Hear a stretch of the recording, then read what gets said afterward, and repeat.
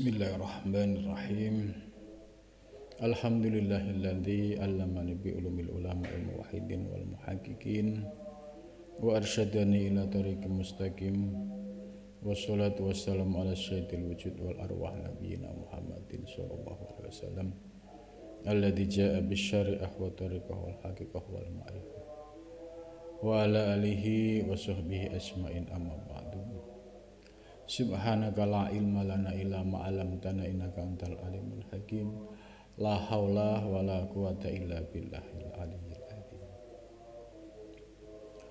Pembahasan kitab Syarah Hikam ya, melanjutkan dari makalah sebelumnya, yaitu makalah ke-12,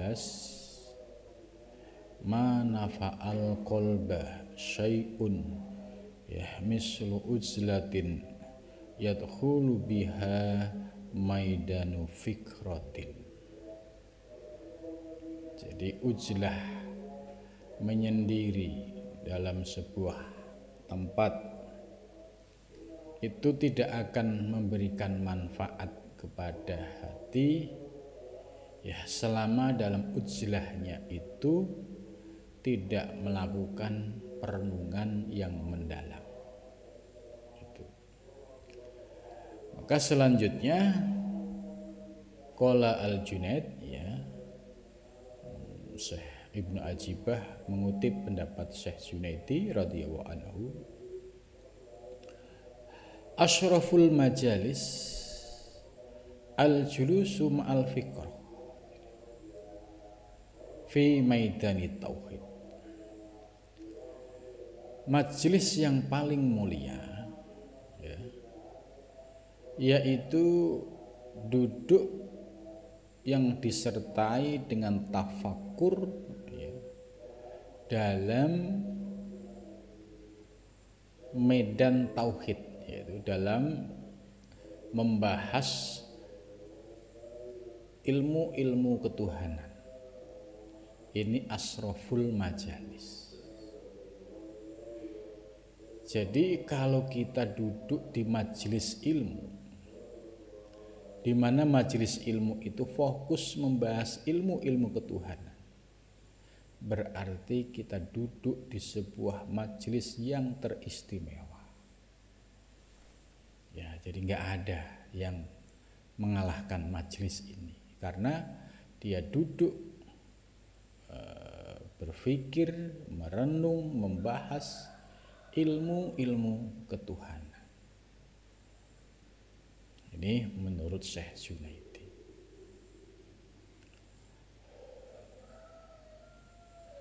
Kemudian Syekh Ibn Ajibah juga mengutip pendapat Syekh Abdul Hasan ya, radhiyallahu anhu. Samarul uzlah afdhuhru bi mawahibil minnah. Buah orang yang uzlah, jadi uzlah itu ya menyendiri ya, di sebuah tempat ya, tujuannya untuk mengosongkan pikiran dan hati dari ta'aluk kepada dunia atau dari kesibukan dunia ya, tapi harus memenuhi syaratnya, tidak asal uzlah. Kalau asal uzlah tidak disertai dengan ilmu yang mapan, kemudian kondisi spiritual yang juga ya, sudah memiliki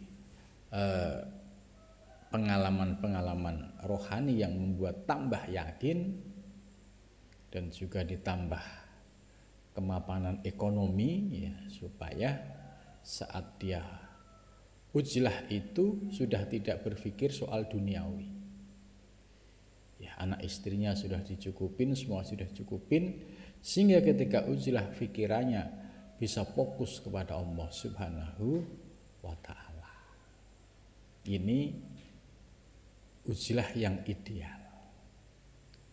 Nah, sebab kalau tidak demikian, misalkan orang memaksakan diri dari sisi ekonomi misalkan ya, pas-pasan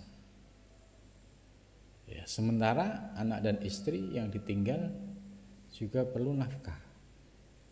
Bagaimana kalau ditinggalkan tanpa nafkah?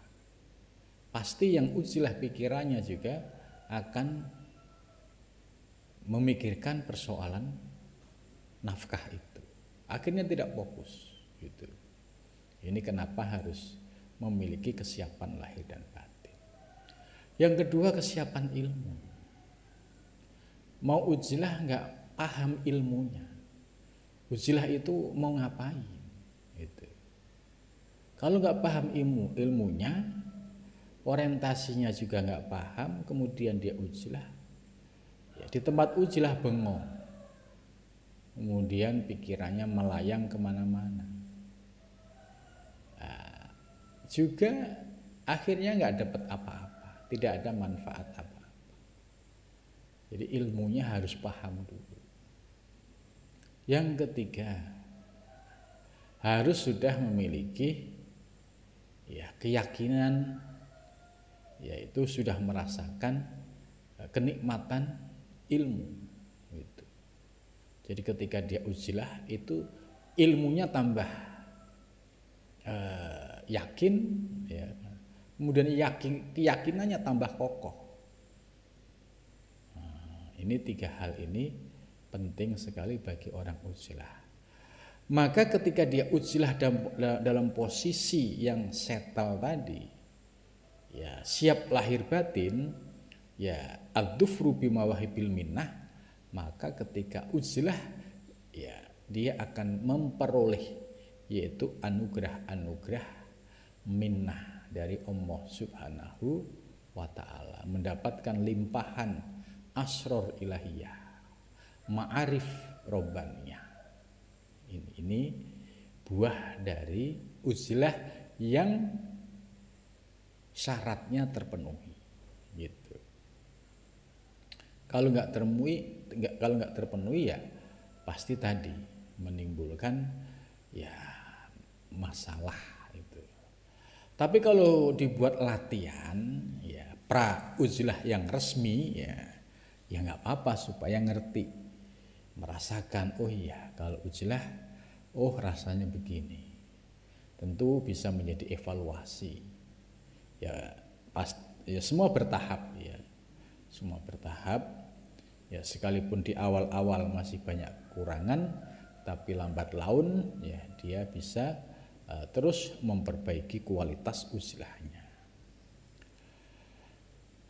Buah dari ujilah itu ada 4, wahya arba'atun. Kasful gitu, tersingkapnya tirai gitu. Jadi setelah dia ujilah, mengosongkan hati pikiran, mengosongkan perut ya, karena di dalam ujilah itu perut dalam keadaan ya kosong ya. Sebab kalau ujilah perutnya kepenuhan ya bukannya bisa ujilah dengan baik, tapi pindah tempat tidur gitu. Nah, ketika posisi sedang kosong, kemudian hati ya selalu digunakan untuk mengingat Allah, maka akan memperoleh kasful gitu, tersingkapnya tirai. Melihat objek, oh bisa memandang kepada yang hakikinya, bisa memandang kepada Allah Subhanahu wa ta'ala. Ini tersingkapnya tirai. Ya, melihat apa yang dilihat selalu ya tersingkap, bisa melihat yang hakikinya, yaitu Allah Subhanahu wa ta'ala sebagai penciptanya. Yang kedua, watangzilu rahmah, turunnya rahmat. Ya, rahmat ini turun karena ada orang yang sedang berjuang keras. Ya, orang melakukan ujilah itu membutuhkan perjuangan, ya, membutuhkan niat, himmah yang tinggi. Maka kalau seseorang bisa melakukan itu, kemudian memperoleh balasan tanzilur rahmah, ya, turunnya rahmat, itu ya bisa dipahami. Kemudian wa tahaqqul mahabbah. Ya, keyakinannya semakin tahqiq, semakin yakin. Jadi dia menjadi seorang salik dalam menuju Allah itu semakin tambah yakin, tidak ragu lagi. Saya tahu orientasi uzlah, saya tahu orientasi zikir, saya tahu orientasi kenapa harus perut dalam keadaan kosong. Saya tahu kenapa harus menyendiri. Jadi secara teori ilmu dia sudah paham. Kemudian ketika uzlah itu mahabbahnya semakin kuat, semakin yakin dengan perjalanan menuju Allah Subhanahu wa taala. Walisanu sidqi fil kalimah. Ya, samroh buah yang berikutnya yaitu lesannya akan berkata jujur.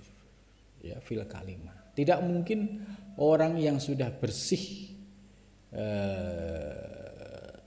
pasca melakukan uzlah, ya, karena uzlah itu kan meminimalisir virus-virus negatif, yaitu nafsu-nafsu amarah dan lawamah.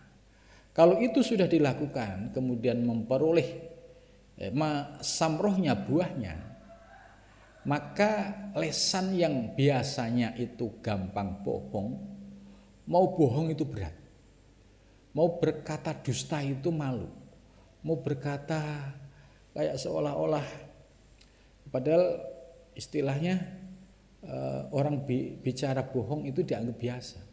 Tapi ketika sudah uzlah, ya, ini ada efek, karena sudah bersih batinnya, mau ngomong bohong aja berat. Ini manfaat-manfaat yang dirasakan bagi orang yang uzlah. Nah, kemudian wa'lam anna fil khalwah asrun fawaid. Nah, ini ketahuilah bahwa di dalam khalwat itu ada 10 faedah. Lah, khalwat ini ya pengertiannya menyendiri. Ya. Menyendiri ini maknanya luas. Nah, bisa khalwah ma'al jamaah. Khalwat tapi beserta jamaah, rame-rame. Itu biasanya dilakukan oleh komunitas Thariqah Naqsabandiyah atau yang lainnya. Ya, dalam waktu 10 hari mereka berada satu tempat, ya, dalam waktu 24 jam itu waktunya sudah terjadwal dengan rapi untuk melaksanakan zikir kaifiat-kaifiat yang cukup padat itu. Nah, ketika khalwah ma'al jamaah ini beserta komunitas yang banyak, ya, ini seringkali yang mempraktikkan seperti ini adalah Thariqah Naqsabandiyah. Itu punya agenda rutin dalam 1 tahun, itu bulan Ramadan ini 10 hari, ada yang polanya 10 hari, ada yang 1 bulan gitu ya. Ada yang 10 hari 10 hari, jadi 10 hari pertama, 10 hari kedua seperti ada yang hanya 10 hari di awal gitu. Jadi tergantung mursyidnya. Selain Muharram ada bulan Muharram. Ini juga dilakukan khalwat 10 hari, ada yang 20 hari, ada yang 40 hari. Di daerah Kebumen itu Naqsabandiyah khalwatnya 40 hari. Kemudian di daerah Purwokerto ya itu ada yang khalwatnya 20 hari. Kemudian di Kudus itu dan Demak dan sekitarnya dan lain-lainnya itu sekitar 10 hari. Itu. Ini ma'al jamaah. Bagaimana kalau khalwah ma'al munfarid, sendiri, misalkan di satu tempat yang sunyi? Ya boleh-boleh saja asal memenuhi ya syarat-syarat ilmunya tadi. Atau misalkan di rumah ya dalam posisi menyiapkan tempat untuk khalwat ya, dan keluarga tentu harus dikasih pengertian bahwa selama sekian hari ini Nah, tidak akan banyak berinteraksi gitu. Paling keluar untuk makan minum atau buka puasa atau sahur, setelah itu masuk kamar lagi melakukan aktivitas zikir ya selama 10 hari. Ini juga bisa dilakukan gitu.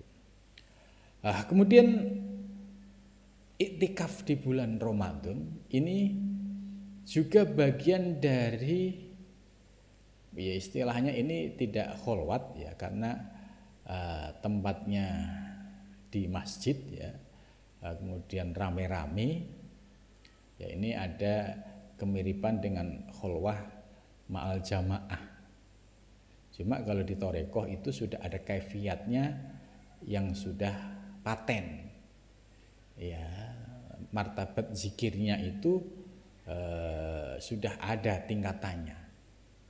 Tapi kalau iktikaf di bulan Ramadan ini ya sifatnya umum.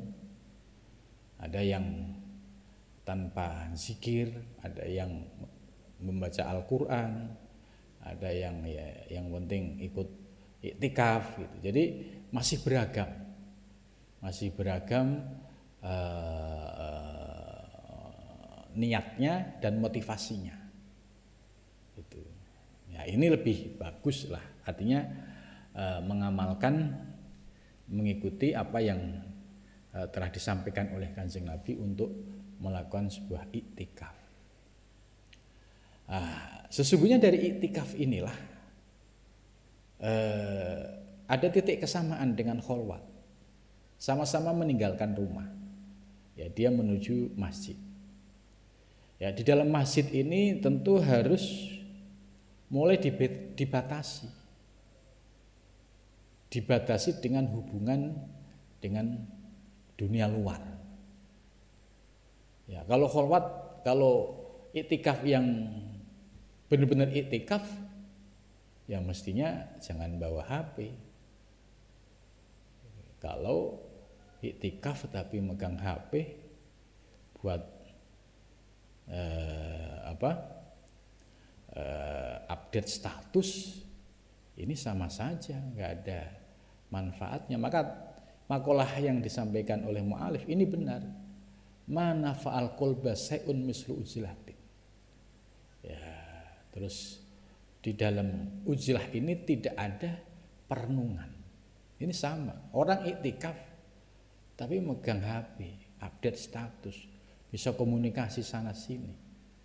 Ya artinya target untuk mengosongkan hati, mengosongkan pikiran ya dengan zikir atau membaca Al-Quran tidak terpenuhi. Itu maka efeknya pun tidak ada.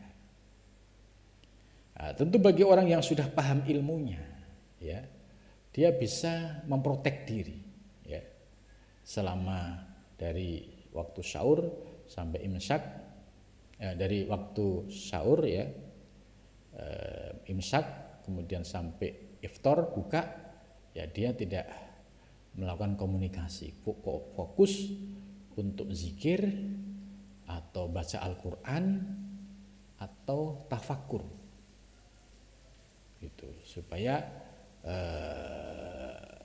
hatinya, pikirannya tidak ada ta'aluk dengan duniawi. Kemudian malamnya juga sama.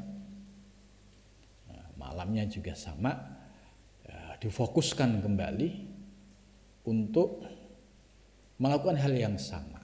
Gitu. Maka ketika ini dilakukan secara benar, ya, walaupun hanya sebatas di sisa akhir Ramadan, tapi kalau dilakukan secara benar, ya insya Allah efek iktikafnya itu memiliki dampak positif, ya terutama di dalam hatinya. Oh, hatinya merasakan pencerahan, hatinya merasakan kenikmatan di dalam melakukan kholwat ini. Gitu. Kembali ke pembahasan kholwat yang disebutkan ada 10 faedah. Yang pertama, as-salamah min afatil lisan. Ya. ini saya sampaikan bahwa kholwat dengan iktikaf ini secara tujuan sama, cuma istilahnya ini yang beda. Kalau iktikaf ya hanya di masjid biasanya dilakukan menjelang akhir Ramadan, tapi kalau kholwat ini juga posisinya tempatnya bisa di masjid juga di tempat-tempat lain gitu. Ini yang disebut ya tadi kholwat ma'al jamaah itu. Manfaat yang pertama as-salamah min afatil lisan, selamat menjaga bahayanya lisan. Ya, kalau dia aktivitas sehari digunakan baca Quran, zikir, kemudian menghindari ngobrol dengan teman, ini jelas akan terhindar dari penyakit ghibah namimah. Ini manfaatnya. Kalau iktikafnya benar, kholwatnya benar, ya harus mempraktek diri. Jangan sampai ya iktikaf terus ngumpul sama teman-temannya ngobrol ngalor ngidul, akhirnya ujung-ujungnya nyerempet sana sini ya, ghibah namimah. Nah, ini manfaal qalba syai'un mislu uzlatin, tidak akan memberikan manfaat ya iktikaf yang demikian ini. Walaupun mendapatkan pahala sunnah iya, tapi manfaat kepada hati itu tidak dirasakan. Kemudian berikutnya saya singkat-singkat aja. Al-faidatus tsaniyah hifdzul basar, menjaga pandangan. Ya, ini benar. Karena kalau posisinya di masjid iktikaf, tidak berinteraksi dengan banyak orang, waktunya dihabiskan untuk qiraatul Quran, zikir, tafakur itu ya. Tidak noleh ngalor ngidul, pasti pandangannya terjaga. Maka jangan sekali-sekali iktikaf pakai HP, karena fokusnya akan buyar lagi, ambiar lagi. Contoh hifdzul basar. Bagaimana kalau pegangan HP terus mau menjaga pandangan? Karena HP itu ya semua ada gitu. Bisa menjadi sumber maksiat juga bisa menjadi sumber pahala juga bisa. Kalau HP-nya dibuat baca Al-Quran gitu. Tapi kalau tidak paham ilmu ini ya pasti ya dia akan melakukan hal-hal yang terkait bisa membahayakan hifdzul basar. Kemudian faidah yang ketiga, hifdzul qalbi wa saunihi aniriya. Ini faidah yang ketiga, yaitu menjaga hati dari munculnya riya. Makanya ya perlu ilmu, orang iktikaf ini perlu ilmu. Iktikaf atau kholwat ini perlu ilmu. Jangan sampai iktikaf nulis status alhamdulillah bisa ngikuti iktikaf 10 hari ya, di akhir Ramadan. Nah, ini ya sudah dimulai dengan riya. Itu. Di tengah iktikaf ya ini gara-gara HP ini. Ya, kemudian moto ya, temannya yang sedang baca Al-Quran. Nah, di situ pasti ada lintasan riak juga supaya orang lain tahu kalau saya sedang iktikaf. Itu. Nah, jadi riak ini penyakit yang harus bisa dibersihkan ya, pada saat dia ingin melakukan iktikaf yang sesungguhnya. Maka menurut saya kalau iktikaf yang benar steril ya, dari HP, murni untuk ibadah. Itu. Ya. Apakah sama sekali nggak boleh? Ya boleh lah. Misalkan habis buka seperempat jam hanya untuk ngecek pesan-pesan yang penting, menjawab yang penting. Saya kira ya kolega-kolega ini akan paham kalau sedang melakukan iktikaf. Jadi pembatasan penggunaan ini penting dalam rangka tadi supaya tidak terganggu fokusnya. Ini hifdzul qalbi wasanihi minarya. Jadi ini yang perlu diperhatikan. Jadi jangan sampai mau iktikaf tapi pikirannya, keinginannya masih macam-macam. Faidah yang keempat, al-faidatu ar-rabi'ah. Ya, faidah yang keempat, husulu zuhdi fid dunya wal qanaah minha. Karena fokusnya dia di dalam iktikaf itu pada qiraatul Quran, zikir. Ya, itu bisa merasakan sikap zuhud.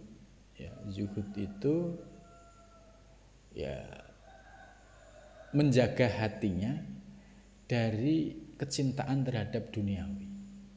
Ya.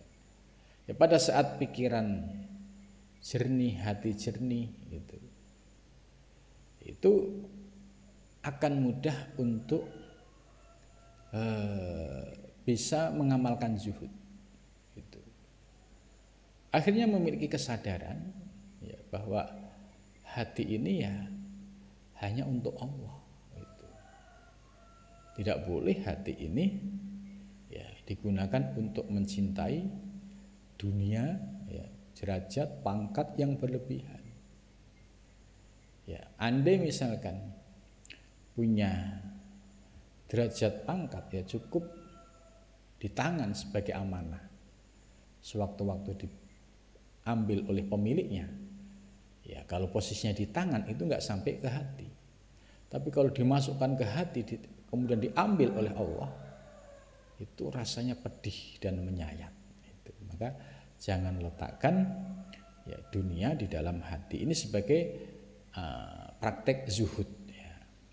Wal qanaah minha, dan memiliki sifat ya bisa menerima atas pemberian Allah. Ya, tidak melihat kiri kanan. Jadi bisa mensyukuri apa yang ada pada dirinya. Tidak melihat kiri kanan atas bawah gitu.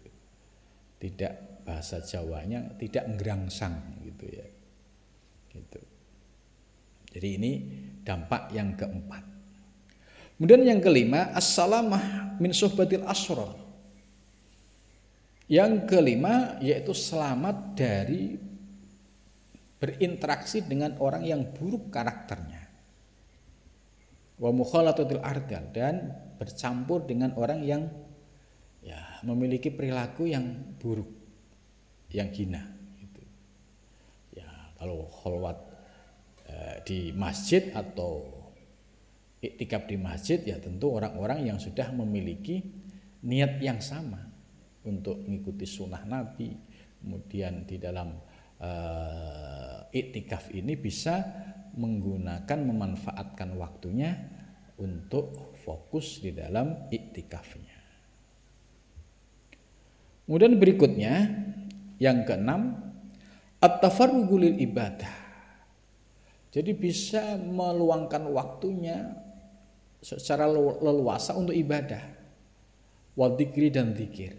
Ya, ibadahnya yang sunnah, dari yang wajib yang sunnah dapat dilaksanakan dengan baik. Kemudian wa dzikri, zikir kaifiatnya dapat diselesaikan dengan baik gitu. Sehingga ya memiliki keleluasaan waktu untuk bisa menyelesaikan hal-hal yang terkait dengan ibadah gitu. Ini manfaat yang ke-6. Manfaat yang ke-7, wujdanu khalawati ta'ah, yaitu merasakan kenikmatan taat. Orang yang iktikaf atau suluk itu pasti ya dampak yang dirasakan kalau dia benar-benar sungguh-sungguh dan mengikuti aturan-aturannya, pasti merasakan kenikmatan taat. Ibadah rasanya nikmat, baca Quran nikmat, zikir juga nikmat. Gitu. Kemudian faedah yang ke-8, rohatul qalbi wal badan. Ya, yang ke-8 yaitu hatinya itu bisa enjoy, bisa nikmat. Hatinya tidak kemerungsung. Ya, tidak dipenuhi dengan macam-macam daftar keinginan atau dipenuhi dengan kecintaan terhadap materi duniawi gitu. Wal badan, dan badannya juga merasakan rohah, ya kenyamanan, karena aktivitasnya ya hanya untuk ibadah, tidak ada aktivitas yang berat gitu, sehingga tidak terlalu lelah dan tidak terlalu capek gitu. Kemudian faedah yang ke-9, ya, syianatu nafsihi wa dinihi minat ta'arud lisurur wal khusumat allati tujibul khalta. Manfaat atau faedah yang ke-9, menjaga dirinya dan agamanya ya dari ya berinteraksi dengan orang-orang yang memiliki karakter buruk. Contoh, kalau kita ketemu orang yang ahli hasud, ya pasti kita akan terdampak dari orang ini. Kalau kita ketemu orang yang perilakunya buruk, provokator, ya pasti ini akan berdampak kepada dirinya.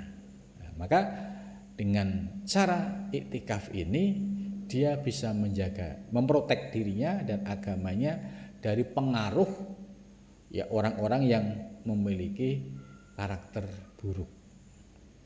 Dan juga menghindari khusumah, permusuhan. Itu. Nah, kenapa bisa menghindari khusumah? Ya karena kita tidak melakukan kontak atau tidak melakukan kontak hubungan dengan orang lain. Bagaimana muncul permusuhan? Beda dengan orang iktikaf megang HP. Terus ketika iktikaf aktif ya merespon pesan-pesan WA, kemudian medsos. Ketika ada masalah apa direspon, kemudian menjadi panjang. Akhirnya muncul permusuhan. Nah, kenapa posisinya iktikaf tapi energinya habis untuk khusumah? Nah, ini yang iktikafnya yang tidak memberikan manfaat kepada dirinya. Gitu. Karena apa? Karena masih ada HP yang dipegang, ini yang menjadi pemicu munculnya penyakit-penyakit yang berlawanan dengan orang yang melakukan iktikaf. Gitu. Jadi seharusnya dihindari tapi tidak dihindari. Ya akhirnya terjadi. Kalau terjadi ya tidak mendapatkan apa-apa. Ya, setelah tahu, oh ini kok orang berantem di medsos misalkan, sementara dilihat statusnya lagi iktikaf. Oh, ini orangnya di masjid tapi pikiran dan jiwanya keluar dari masjid karena melayani perdebatan yang tidak ada artinya. Perdebatan ilmu masih mending yang disertai dengan dalil dan argumentasi. Kalau ini perdebatan soal dukung-mendukung, ya sudah nggak dapat apa-apa, ya karena energinya habis untuk persoalan yang sebenarnya tidak penting ini. Kemudian yang ke-10 yang terakhir, ya, manfaat bagi orang yang iktikaf atau suluk, at-tamakkun an ibadati tafakkur, yaitu memiliki kemapanan, ya, kemapanan batin, tamakun min ibadati tafakur, ya, dari ibadah melalui perenungan wal iktibar, dan selalu mengambil pelajaran. Jadi terus dia merenung ya di dalam iktikafnya, di dalam kholwatnya, merenung tentang hakikat diri saya ini siapa. Kemudian merenung tentang alam semesta. Alam semesta ini ya siapa yang menciptakan, dulunya bagaimana gitu. Akhirnya dalam perenungan inilah dia menemukan yaitu jawaban-jawaban, akhirnya mengenal siapa dirinya, siapa Tuhannya. Gitu. Lah tafakur dan iktibar di dalam iktikaf atau kholwat ini wawal maksudul a'dham, ini menjadi tujuan yang paling utama. Karena at-tafakur sya'ah, berpikir perenungan tentang ketuhanan sejenak itu lebih baik daripada ibadah 70 tahun. Ini ada hadis yang seperti itu. Jadi artinya tafakkur sya'ah, berpikir tentang ketuhanan ya sesaat itu lebih istimewa. Sebagaimana tadi disampaikan oleh Syekh Junaidi, ya berpikir duduk di majelis yang di situ membahas ilmu ketuhanan itu merupakan sebaik-baiknya majelis. Begitu juga sebaik-baiknya tafakur ya, ketika iktikaf, yaitu tafakur tentang menggali makna-makna ilahiyah. Karena dampaknya yang akan dirasakan yaitu tambahnya ilmu, tambahnya keyakinan, sehingga dengan kholwat ini dia memperoleh manfaatnya. Nah, dari 10 ya faedah kholwat ya, ternyata orang iktikaf pun sama, dia akan memperoleh 10 faedah ini kalau dia benar-benar memenuhi syarat ya, bisa iktikaf dengan benar. Tadi ya, jangan sampai iktikafnya hanya sekedar menjadi tren, sedangkan nilai-nilai atau hal-hal penting di dalam iktikaf tidak dilakukan, diabaikan. Ya contoh, iktikaf hanya sekedar pengen di masjid tapi masih megang HP, kemudian juga tidak fokus di dalam iktikafnya. Maka sebagaimana dijelaskan dalam makalah, iktikaf yang demikian kalau secara sunnah oke, dapat, tapi secara manfaat ke dalam hati, yaitu memiliki faedah yang 10 tadi, itu tidak dapat dirasakan. Ya. Demikian ya penjelasan tentang faedah kholwat atau dalam konteks Ramadan, yaitu faedah dari iktikaf ini. Kalau benar-benar memenuhi syarat, insya Allah 10 faedah ini dapat dirasakan. Nah, cukup sampai di sini.